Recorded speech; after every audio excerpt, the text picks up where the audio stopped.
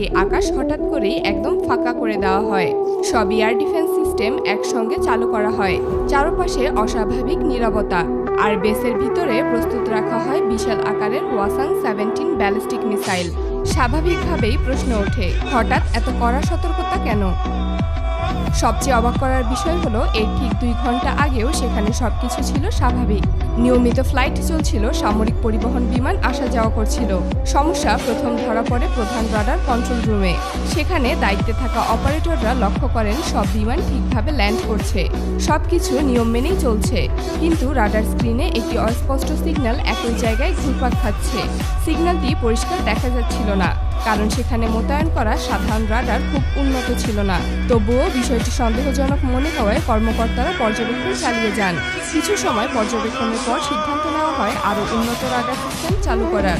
নতুন রাডার চালু হতেই পুরো ছবি পরিষ্কার হয়ে যায়। দেখা যায় মাটি থেকে প্রায় 16 কিলোমিটার উপরে একটি অজানা উড়ন্ত বস্তু ঘোরাফেরা করছে। এটি খুব দ্রুত গতিতে ছুটছিল না, আবার পুরোপুরি স্থিরও ছিল না। তবে এত উচ্চতায় দীর্ঘ